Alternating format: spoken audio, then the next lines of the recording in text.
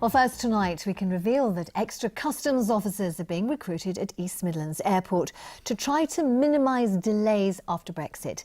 The airport currently handles more cargo flights than any other UK airport. One freight operator has also told us it's increasing its storage space for customs checks. Well, our social affairs correspondent Jeremy Ball is at the airport. Good evening, Jeremy. What are you being told?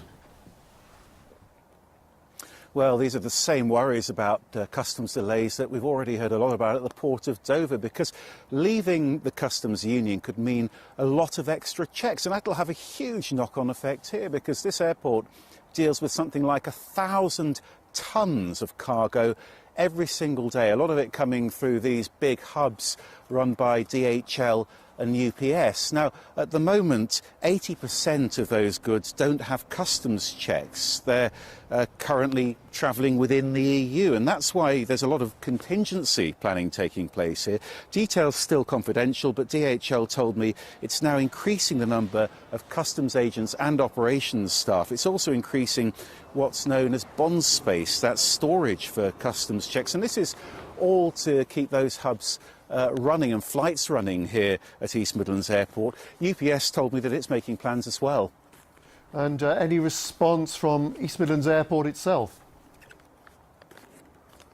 Yeah, the airport told me it's particularly worried about a no-deal Brexit. It described that prospect as hugely damaging, and it's particularly worried that that might lead to a cap on the number of flights between East Midlands and the rest of the EU. On the other hand, I've spoken to the Freight Transport Association, and what they've said is that this airport already has a lot of experience of dealing with the rest of the world, and as well as that, the volume of freight that travels by air, of course, is much smaller than the volume of freight that goes by ship through Dover.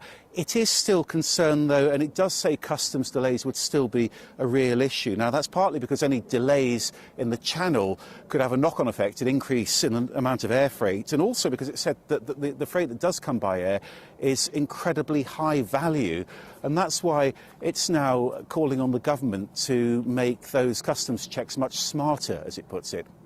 Jeremy Ball, thank you.